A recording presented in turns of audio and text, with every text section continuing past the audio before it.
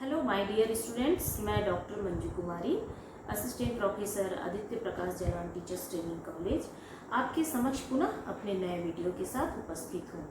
अपने पहले के वीडियो में हमने रूसो के शैक्षिक चिंतन के विषय में अध्ययन किया, डीवी के शैक्षिक चिंतन के विषय में अध्ययन किया। ये पाश्चात्य शिक्षा शास्त्री थे, पाश्चात्य दर्शन शास्त्री थे। आज हम भारतीय शिक्षा शास्त्री के विषय में अध्ययन करेंगे। भारतीय शिक्षा शास्त्री गुरुदेव रविन्द्रनाथ टैगोर।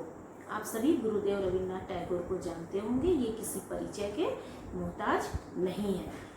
इनके शैक्षिक चिंतन, इनके शैक्षिक दर्शन को जानने से पहले हम रविन्द्रनाथ टैगोर का संक्षिप्त जीवन परिचय को देखते हैं। रविन्द्रनाथ टैगोर का जन्म 6 मई 1861 को कोलकाता के एक समृद्ध परिवार में हुआ था। इनके पिता का नाम महर्षि देवेंद्रनाथ टैगोर था। ये महर्षि देवेंद्रनाथ टैगोर के सबसे छोटे पुत्र थे। समृद्ध परिवार में जन्म लेने के कारण इनका बचपन काफी लाड़ प्यार में बीता। इनके घर में धन का कोई अभाव नहीं था, अतः इन्हें सबसे पहले शिक्षा प्राप्त करने के लिए ओरिएंटल सेमिनरी स्कूल में भर्ती कराया गया, परंतु इस स्कूल में वे कुछ दिन ही पढ़े। वहाँ इनका मन नहीं लगा और वहाँ से निकाल कर इन्हें साधारण स्कूल में प्रवेश दिलाया गया। साधारण स्कूल में ये ब्रिटिश कालीन शिक्षा पद्धति के संपर्क में आए और ब्रिटिश कालीन शिक्षा पद्धति का इन्हें इतना कटु अनुभव हुआ कि उसी समय उन्होंने शिक्षा में सुधार का संकल्प ले लिया। इनकी प्रारंभिक शिक्षा घर पर ही हुई। घर पर ही शिक्षक इन्हें संस्कृत, बांग्ला, अंग्रेजी, हिंदी, चित्रकला इत्यादि पढ़ाने के लिए आते थे। सन 1878 में टैगोर उस शिक्षा प्राप्त करने के लिए इंग्लैंड चले गए, किंतु कुछ दिन रहने के बाद यह वापस अपने स्वदेश लौट आए। इस प्रकार इंग्लैंड में इनकी विद्यालयी शिक्षा कुछ न हो सकी और वे वापस स्वदेश 1880 में लौट आए। पुनः 1888 में वे इंग्लैंड गए और इस बार उन्होंने वहाँ कानून की शिक्षा प्राप्त की। कानून की शिक्षा प्राप्त करके वह 1881 में पुनः भारत लौटे। बोलपुर के समीप 1901 बोलपुर में 1901 में इन्होंने शांति निकेतन की स्थापना की। उन्होंने राजनीति में भी सफलतापूर्वक प्रवेश किया और सन 1919 ईस्वी तक वे राजनीतिक कार्यों में रुचि लेते रहे। बाद में उनकी रुचि राजनीति में कम हो गई। राजनीतिक, सामाजिक एवं शैक्षिक कार्यों को करते हुए भी रविन्द्रनाथ टैगोर साहित्य साधना अनवरत करते रहे। उनकी साहित्य साधना अनवरत चलती रही और महाकवि एवं साहित्यकार के रूप में उनका व्यक्तित्व निखरता गया। टैगोर विश्व प्रसिद्ध कवि भी थे और गीतांजलि उनका विश्वविख्यात ग्रंथ है।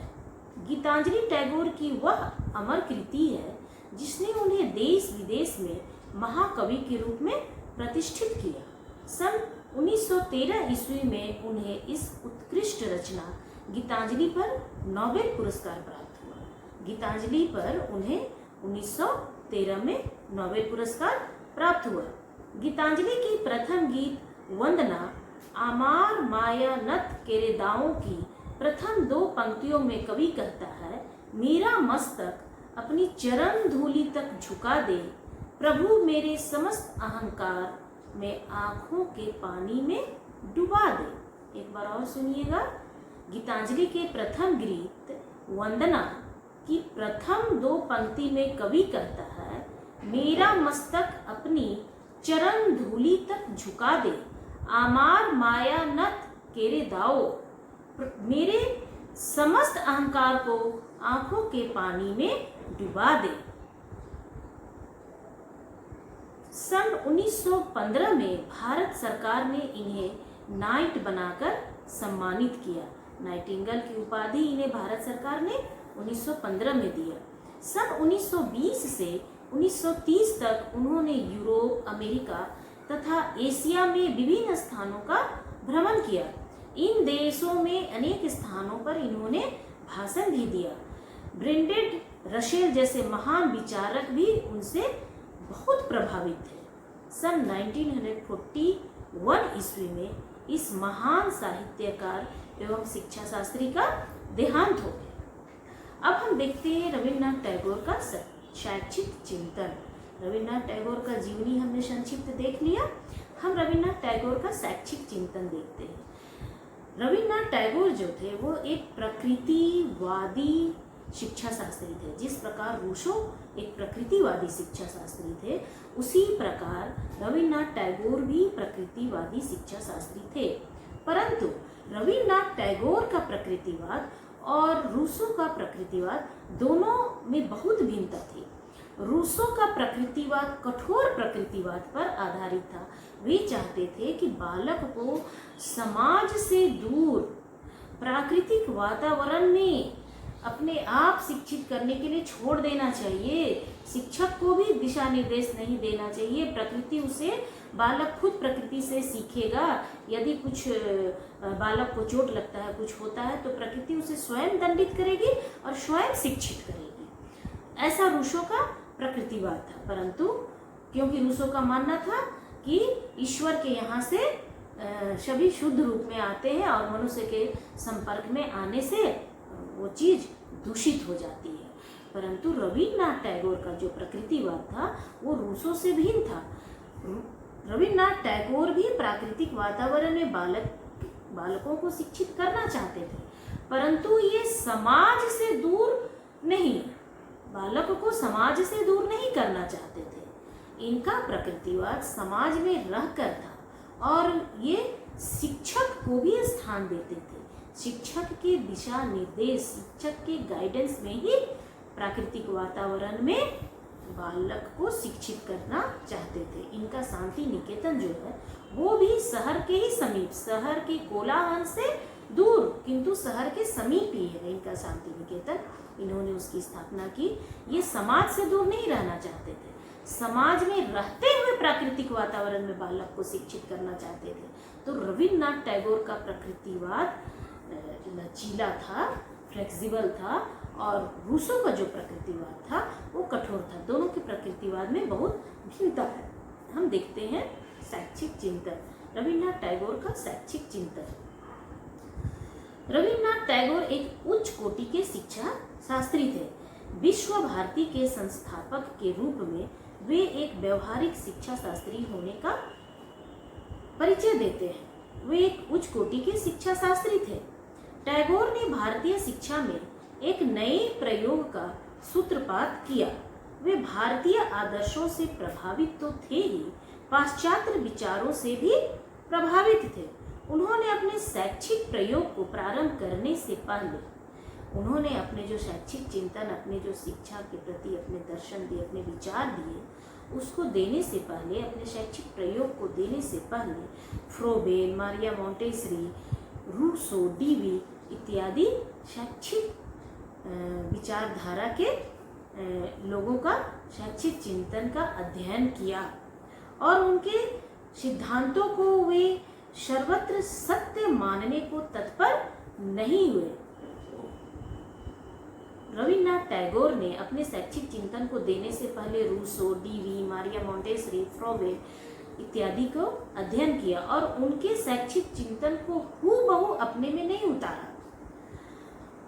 इस परिकल्पना का आधार यह है कि उन्होंने अपने शांति निकेतन में किसी पाश्चात्य शैक्षिक विचारधारा का अंधाधुंध अनुकरण नहीं किया और न ही अपने विद्यालय में किसी पश्चिमी शिक्षा प्रणाली पर, अपने विद्यालय को किसी पश्चिमी शिक्षा प्रणाली पर आधारित किया।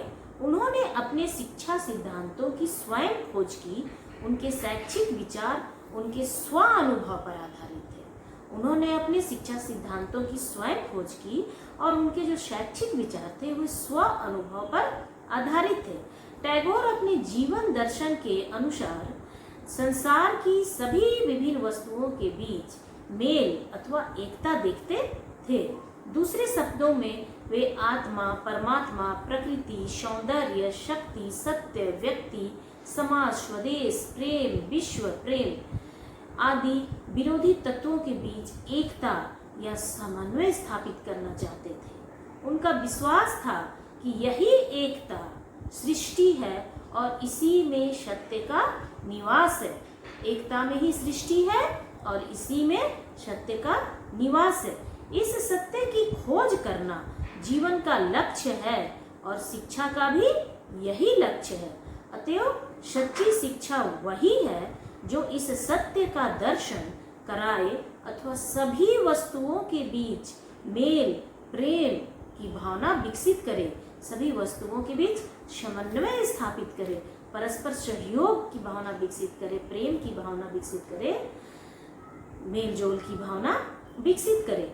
दूसरे शब्दों में सच्ची शिक्षा वही है जो मानव के जीवन के विभिन्न तत्वों में तालमेल बैठाए और उसके शारीरिक, मानसिक, सामाजिक एवं आध्यात्मिक पक्षों को एक रूपता प्रदान करे।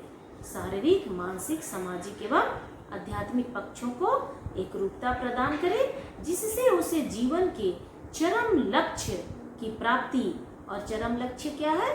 सत्य। तो सत्य की प्राप्ति हो सके, सत्य की प्राप्ति संभव हो सके।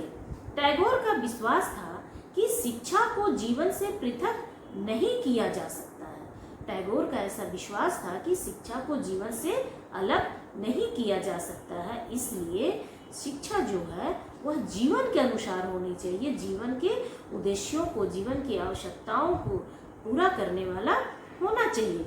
अर्थात शिक्षा मनुष्य एवं प्रकृति से संबंधित होनी चाहिए। दूसरे शब्दों में बालक की शिक्षा प्राकृतिक ढंग से होनी चाहिए।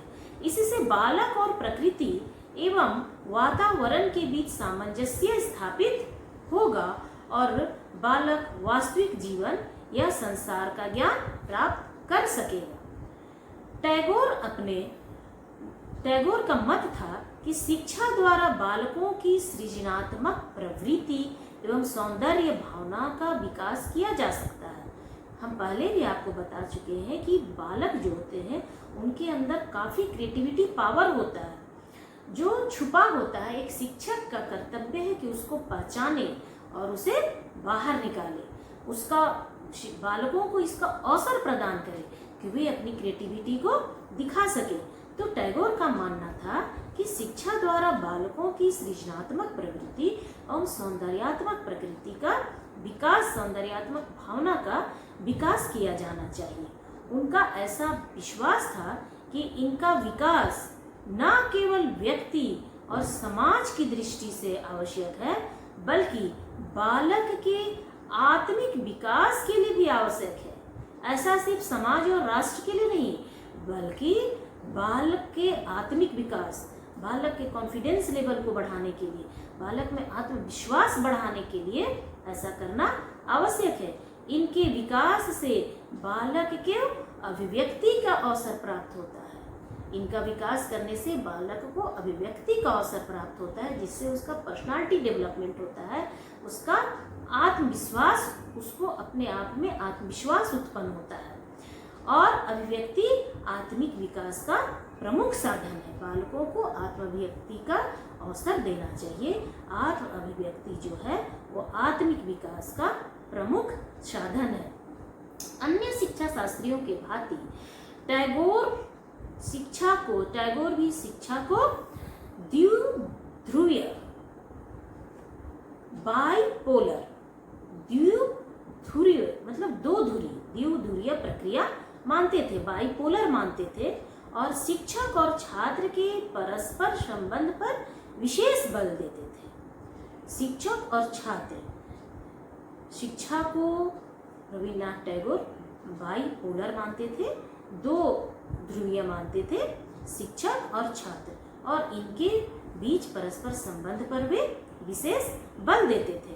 उन्होंने लिखा है, शिक्षा का भवन सब मिलकर बनाते हैं, केवल शिक्षक और प्रबंधक ही नहीं वरन शिक्षार्थी भी। शिक्षा का भवन सब मिलकर बनाते हैं, केवल शिक्षक और प्रबंधक नहीं बल्कि शिक्षार्थी भी।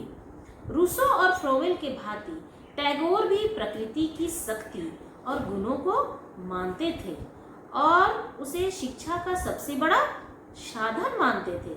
इसलिए उन्होंने पुस्तकों को महत्व न देकर प्रकृति को महत्वपूर्ण माना और पुस्तकों के बजाय प्रकृति और जीवन से प्रत्यक्ष रूप में ज्ञान प्राप्त करने की आवश्यकता पर बल दिया।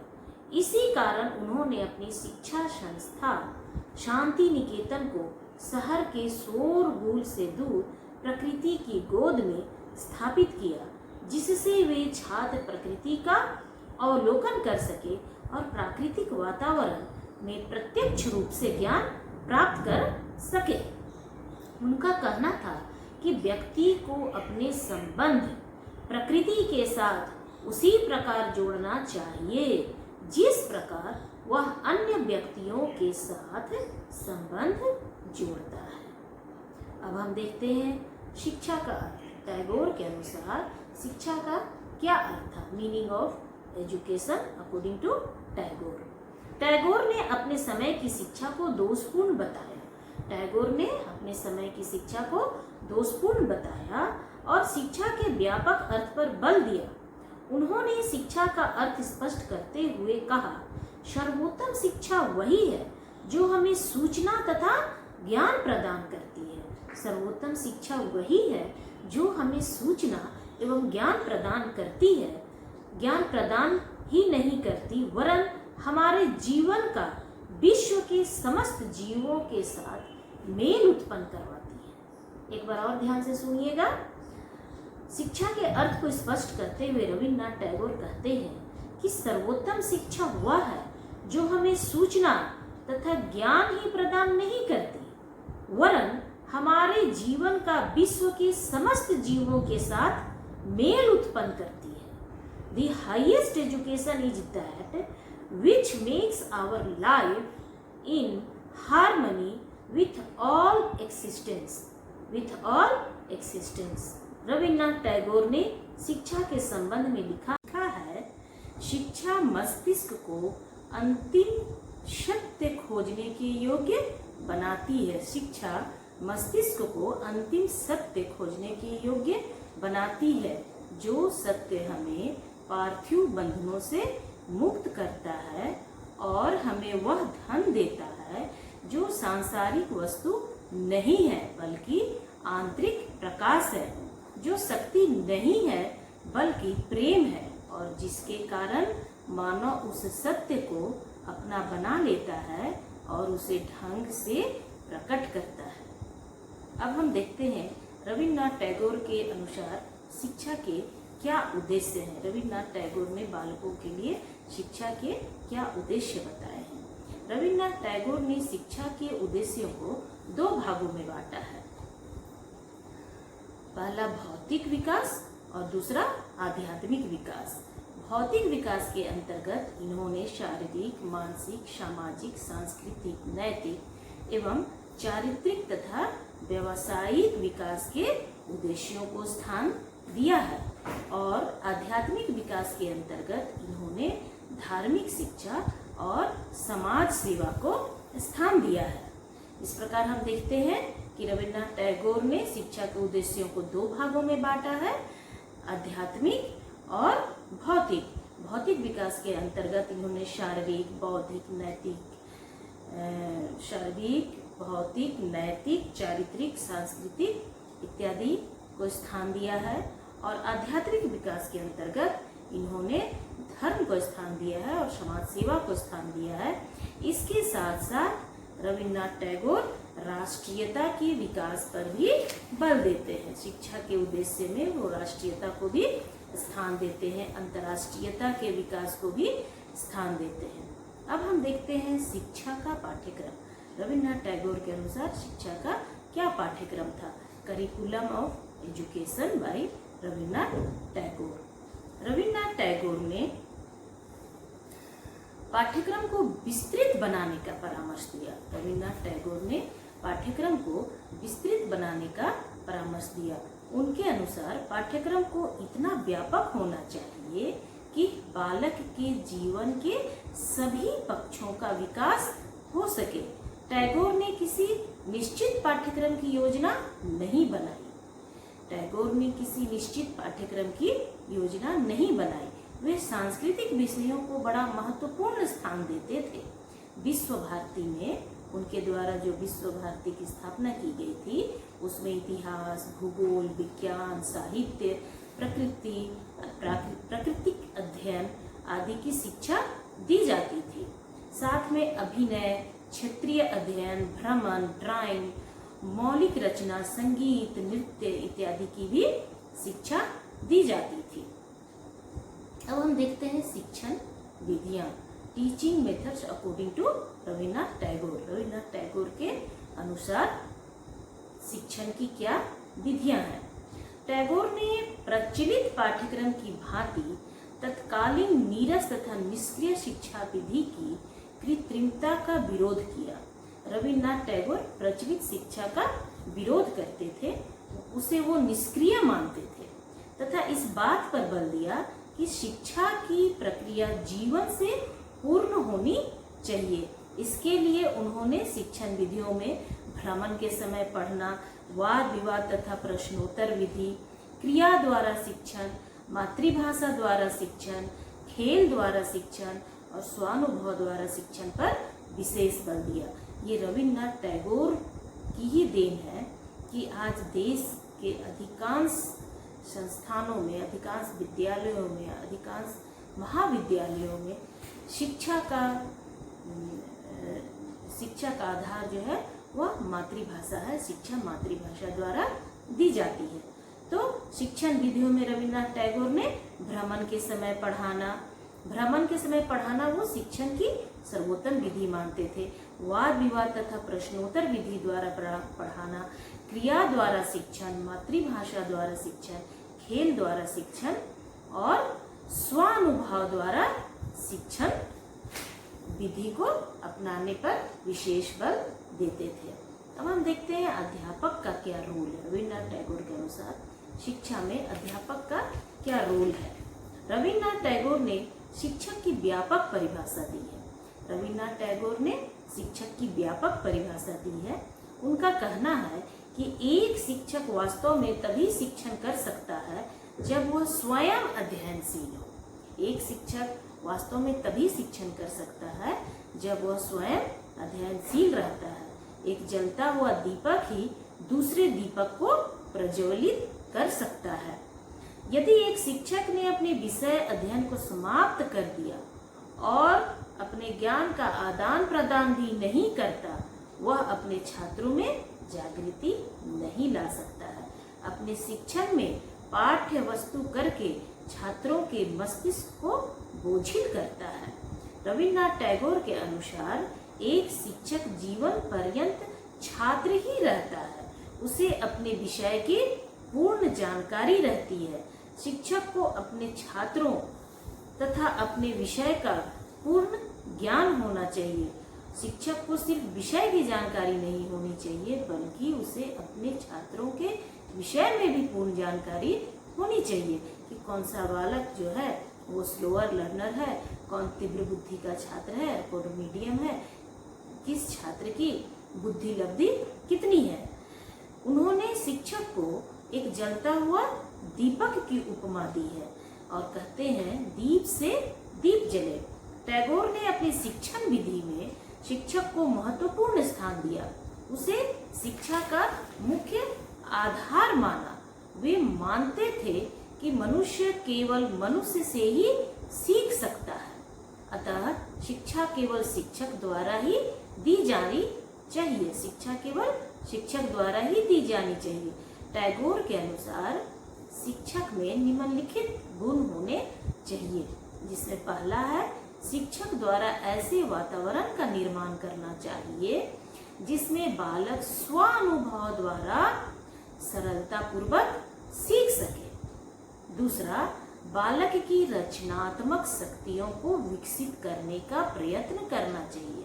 हम सभी जानते हैं कि बालक में रचनात्मक शक्ति होती है, तो एक शिक्षक को चाहिए कि वो बालक की रचनात्मक शक्तियों को विकसित करे। तीसरा है व्यक्तिगत भिन्नता, इंडिविजुअल डिफरेंसेस। व्यक्तिगत भिन्नता के आधार पर बालकों के लिए शिक्षा की उचित व्यवस्था की जाए। चौथा है आदर्श आचरण का उदाहरण प्रस्तुत करना। आदर्श आचरण का उदाहरण प्रस्तुत करना। और पांचवा है बालकों के साथ प्रेम और सहानुभूतिपूर्ण व्यवहार करना। रविन्द्रनाथ टैगोर ने शिक्षक के ये 5 गुण बताए हैं। अब हम देखते हैं छात्र के लिए उन्होंने क्या कहा। रविन्द्रनाथ टैगोर के अनुसार, रविन्द्रनाथ टैगोर के शिक्षा दर्शन में छात्र के लिए उन्होंने क्या बताया है, स्टूडेंट्स के लिए उन्होंने क्या बताया है। टैगोर बालक के विकास हेतु उसे पूर्ण स्वतंत्रता देना चाहते थे। टैगोर का मानना था कि बालक का शारीरिक, मानसिक, बौद्धिक, चारित्रिक, नैतिक विकास तभी हो सकता है जब उसे पूर्ण स्वतंत्रता दी जाए। पर वे स्वतंत्रता इतना ही देना चाहते थे कि वो स्वतंत्रता स्वच्छंदता में परिणत न हो। उनका विश्वास था कि स्वतंत्रता केवल शारीरिक ही नहीं वरन मानसिक भी होनी चाहिए। हृदय एवं मानसिक मतलब हृदय एवं आत्मा का भी होना चाहिए। ऐसी स्वतंत्रता देने से बालक के चरित्र निर्माण तथा गुरु शिष्य संबंध मधुर बनाने में बड़ी सहायता मिलती है। अतः बालक को स्वतंत्र वातावरण में समस्त बंधनों से मुक्त रखना चाहिए, जिससे कि उसे स्वतंत्र क्रियाएं करने के लिए अधिक से अधिक अवसर मिल सके। परंतु वे ऐसी स्वतंत्रता देने के पक्षधर नहीं थे जो स्वच्छंदता का रूप धारण कर ले। टैगोर ने बालक को दैवीय प्रकाश से युक्त माना है। उसमें कुछ आवश्यक गुणों की अपेक्षा की है। ये गुण है छात्रों में उन्होंने कुछ आवश्यक गुणों को माना है। छात्रों को वो दैवीय रूप मानते हैं और छात्रों के अंदर कुछ आवश्यक गुण की अपेक्षा रखते हैं। वे आवश्यक गुण हैं व्यवहार में विनम्रता, आचरण में व्यवस्था और स्वच्छता, नियमों और आज्ञाओं का पालन, शरीर एवं वातावरण की सफाई, व्यक्तिगत और सामाजिक जीवन में अनुशासन, निंदनीय तथा दोषपूर्ण बातों से अलग रहना, सौंदर्य के प्रति लगाव, स्वतंत्र चिंतन, आंतरिक बल एवं प्रकाश की अनुभूति, ब्रह्मचर्य। छात्रों के लिए रविन्द्रनाथ टैगोर ने ब्रह्मचर्य का पालन करने का निर्देश दिया है। आंतरिक नियंत्रण की शक्ति, तपस्या, साधना, आत्म अनुभूति और वैज्ञानिक दृष्टिकोण से युक्त छात्र में वह इस प्रकार के गुणों की अपेक्षा करते हैं। इस प्रकार गुरुदेव रविन्द्रनाथ टैगोर आदर्शवादी, प्रकृतिवादी, प्रयोजनवादी, यथार्थवादी विचारधाराओं के समन्वय से बालक के व्यक्तित्व का समन्वित विकास करना चाहते हैं। अब हम देखते हैं विद्यालय। विद्यालय का क्या स्वरूप होना चाहिए। रविन्द्रनाथ टैगोर ने विद्यालय का क्या स्वरूप बताया है। टैगोर विद्यालय की आवश्यकताओं का समर्थन करते थे। गुरुदेव रविन्द्रनाथ टैगोर विद्यालय की आवश्यकताओं का समर्थन करते थे, किंतु उनके विचारानुकूल विद्यालय प्राचीन गुरु आश्रम की तरह शहर के कोलाहल से दूर सुंदर एवं रमणीय प्राकृतिक स्थलों के बीच स्थित होना चाहिए। उनका विश्वास था कि शांत वातावरण में ही शिक्षक एवं शिक्षार्थी की शिक्षा की साधना संभव हो सकती है। शांत एवं उनका विश्वास था कि शांत वातावरण में ही शिक्षक एवं शिक्षार्थी की शिक्षा की साधना संभव हो सकती है। वे विद्यालय को एक पवित्र स्थान मानते थे जहाँ पर बालकों में सद्गुणों का विकास होता था। उन्होंने लिखा है कि विद्यालय आत्मबोध के आधार है। अपने शिक्षा दर्शन को व्यवहारिक रूप देने के लिए रविन्द्रनाथ टैगोर ने 1901 में शांति निकेतन की स्थापना की। यहाँ छात्रों को उल्लासपूर्ण जीवन व्यतीत करने और आनंदमय क्रियाओं तथा अन्वेषणों द्वारा शिक्षा प्राप्त करने की पूर्ण स्वतंत्रता थी। रविन्द्रनाथ टैगोर जो थे, उनका मानना था कि प्राकृतिक वातावरण में ही बालक स्वच्छंद रूप से शिक्षा प्राप्त कर सकते हैं। उन्होंने जो शांति निकेतन विद्यालय की स्थापना की, वह आगे चलकर विश्व भारती के नाम से प्रसिद्ध हुआ। विश्व भारती में निम्नलिखित विभाग हैं। विश्व भारती के विभाग में पहला है पाठ भवन, प्राइमरी एवं माध्यमिक स्कूल। दूसरा है शिक्षा भवन, जिसमें महाविद्यालय आता है। तीसरा है विद्या भवन, अनुसंधान एवं उच्च शिक्षा केंद्र। चौथा है विनय भवन, शिक्षण प्रशिक्षण केंद्र। पांचवा है कला भवन, ललित कला का विद्यालय। छठा है श्री निकेतन ग्रामोत्थान संस्था। 7 है शिल्प भवन, कुटीर उद्योग संस्था। 8 है संगीत भवन, गायन वादन संस्था। 9 है हिंदी भवन, हिंदी की शिक्षा एवं शोध कार्य के लिए। 10 है चीनी भवन, चीनी एवं भारतीय संस्कृतियों के अध्ययन के लिए। विश्व भारती के जो उद्देश्य थे, रविन्द्रनाथ टैगोर ने अपनी जो शांति निकेतन की स्थापना की, जो आगे चलकर विश्व भारती विश्वविद्यालय के नाम से विख्यात हुआ, उसके जो उद्देश्य थे उनमें पहला है भारतीय आदर्श एवं संस्कृति के अनुकूल शिक्षा देना। दूसरा है प्राच्य संस्कृतियों में सामंजस्य स्थापित करना एवं उनका पाश्चात्य विचारधाराओं से समन्वय स्थापित करना। तीसरा है अंतर्राष्ट्रीयता की भावना का विकास करना। नेक्स्ट है विश्व शांति की स्थापना करना। और लास्ट है संस्था को एक ऐसा सांस्कृतिक विश्व केंद्र माना जहां विभिन्न भारतीय एवं पाश्चात्य संस्कृतियों, सभ्यताओं, धर्म, इतिहास एवं विज्ञान का अध्ययन संभव हो सके। अब हम देखते हैं अनुशासन। रविन्द्रनाथ टैगोर के अनुसार अनुशासन कैसा होना चाहिए। टैगोर अनुशासन को नैतिक मूल्य मानते थे। रविन्द्रनाथ टैगोर अनुशासन को नैतिक मूल्य मानते थे, अतः वे अनुशासन की आवश्यकता के समर्थक थे, परंतु वे अनुशासन को कोई बाह्य व्यवस्था न मानकर आंतरिक भावना या आत्म अनुशासन मानते थे। अनुशासन को वो बाहर से थोपना नहीं चाहते थे बालक पर, बल्कि उनका मानना था कि अनुशासन की व्यवस्था आंतरिक भावना एवं आत्म अनुशासन द्वारा होनी चाहिए। आंतरिक भावना के विकास के लिए दंड देने की व्यवस्था का वे विरोध करते थे और बालकों को स्वतंत्रता देने के पक्षधर थे। दूसरे शब्दों में आत्म अनुशासन के पक्षपाती थे और इसके लिए उत्तम सामाजिक पर्यावरण, आदर्श शिक्षक, प्रेम पूर्ण व्यवहार, सांस्कृतिक एवं साहित्यिक क्रियाओं की आवश्यकता पर बल देते थे। अब हम देखते हैं धार्मिक शिक्षा।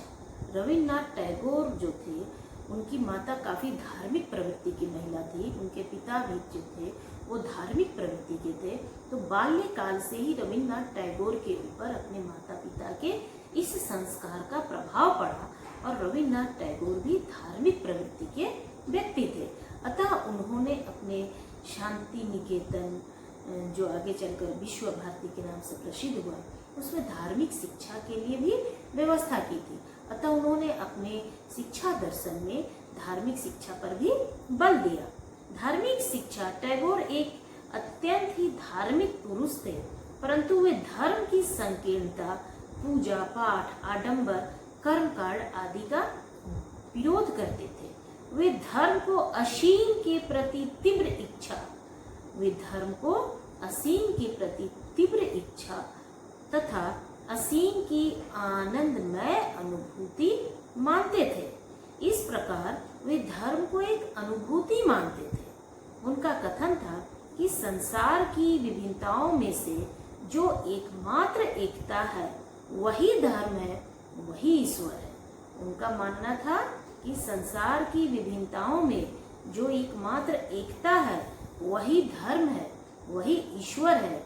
इस धर्म की प्राप्ति किसी बाह्य आडंबर तथा पाठ्यक्रम द्वारा नहीं हो सकती। यह धर्म अविधिक रीति से केवल जीकर ही सीखा जा सकता है। सच्चा धर्म तो मनुष्य को मनुष्य मानने में है। उनका मानना था कि सच्चा धर्म मनुष्य को मनुष्य मानने में है। वे मनुष्य सेवा को ही ईश्वर की प्राप्ति का साधन मानते थे, परंतु उनका कथन था कि यह सेवा निस्वार्थ और पवित्र भावना से होनी चाहिए। राष्ट्रीयता एवं अंतर्राष्ट्रीय के विकास हेतु शिक्षा। रविन्द्रनाथ टैगोर ने अपने शिक्षा दर्शन में, क्योंकि वो एक राष्ट्रवादी व्यक्ति थे, राष्ट्रवाद की भावना उनके अंदर कूट कूट कर भरी थी, अतः उन्होंने अपने शिक्षा दर्शन में राष्ट्रीय एवं अंतर्राष्ट्रीयता के विकास हेतु शिक्षा पर भी बल दिया।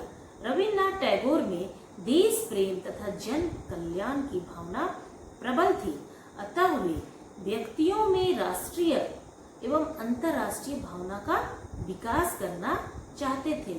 वे संकीर्ण राष्ट्रीयता के समर्थक नहीं थे। वे समस्त मानव जाति के प्रति प्रेम एवं सद्भावना रखने के पक्ष में थे। दूसरे शब्दों में वे विश्व बंधुत्व में विश्वास करते थे और शिक्षा द्वारा अपने इस लक्ष्य की प्राप्ति करना चाहते थे।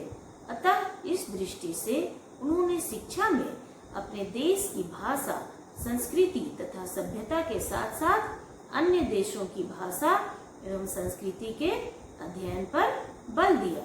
उनका विश्वास था कि इस प्रकार की शिक्षा से विभिन्न राष्ट्रों के मध्य साझेदारी और सद्भावना स्थापित होगी। उनके ये विचार उनके हृदय की विशेषता की ओर संकेत करते हैं। इन्हीं विचारों को उन्होंने विश्व भारती में क्रियान्वित किया।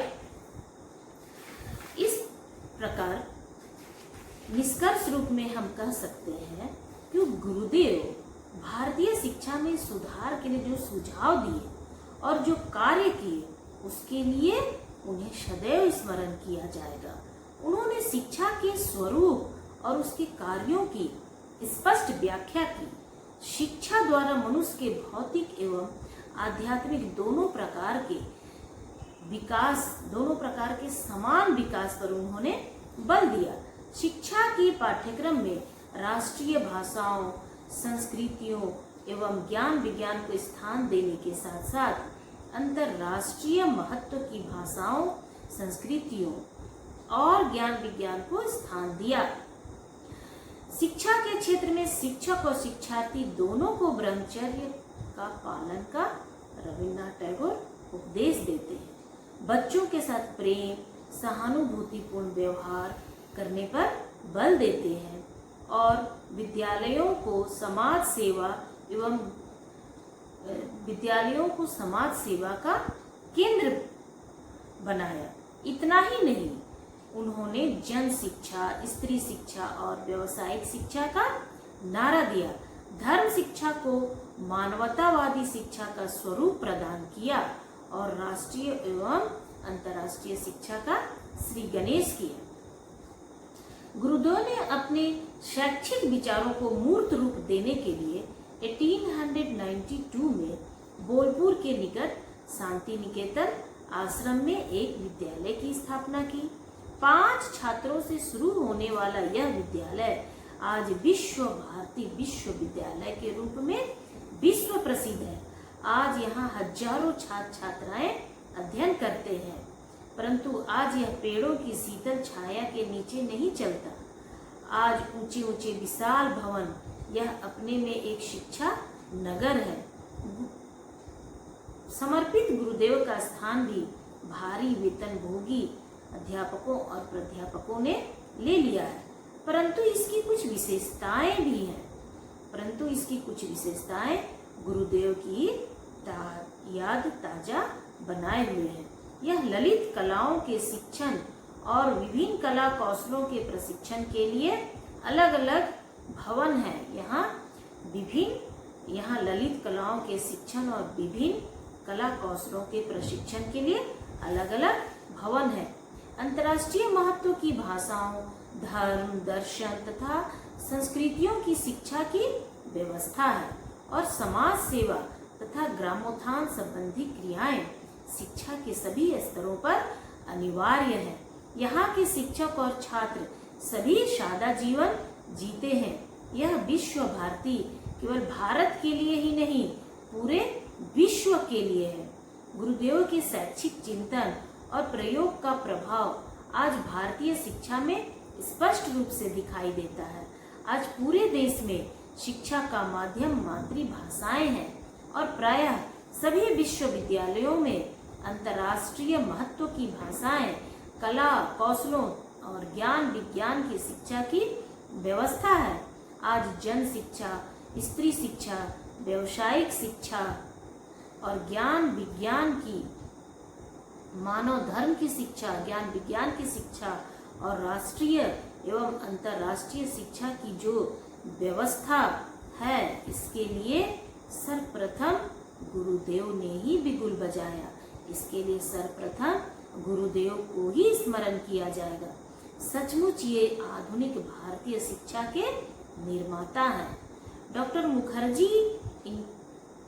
मुखर्जी गुरुदेव के संबंध में कहते हैं, टैगोर आधुनिक भारत के शैक्षिक पुनरुत्थान के सबसे बड़े पैगंबर हैं। टैगोर आधुनिक भारत के शैक्षिक पुनरुत्थान के सबसे बड़े पैगंबर थे, ऐसा डॉक्टर मुखर्जी का मानना था। इस महापुरुष को हमारा शत शत प्रणाम। इस प्रकार हम देखते हैं कि गुरुदेव का शिक्षा के प्रति भारत में जो योगदान है उसे भुलाया नहीं जा सकता है। गुरुदेव ने भारतीय शिक्षा में स्त्री शिक्षा पर भी काफी बल दिया। स्त्री को भी वे पुरुषों के समान ही शिक्षित करना चाहते थे, परंतु स्त्रियों के लिए वो गृह विज्ञान की शिक्षा को अनिवार्य मानते थे। तो मेरे प्रिय शिक्षार्थियों, आज रविन्द्रनाथ टैगोर का शैक्षिक चिंतन समाप्त हुआ और एग्जाम में आपको इस तरह से इसमें क्वेश्चन पूछा जा सकता है कि रविन्द्रनाथ टैगोर के शैक्षिक चिंतन की विवेचना करें। पाठ्यक्रम, शिक्षा के उद्देश्य और शिक्षण विधि के संबंध में रविन्द्रनाथ टैगोर के क्या विचार थे, विवेचना करें। या आपको दिया जा सकता है कि रविन्द्रनाथ टैगोर का भारतीय शिक्षा पर क्या प्रभाव पड़ा, तो आपको इसी शैक्षिक चिंतन के विषय में लिखना है। तो मेरे प्रिय शिक्षार्थियों, अपने नेक्स्ट वीडियो में हम किसी और भारतीय शिक्षा शास्त्री, दर्शन शास्त्री के विषय में अध्ययन करेंगे। रविन्द्रनाथ टैगोर आज समाप्त हुआ। आज के लिए केवल इतना ही। बहुत बहुत धन्यवाद।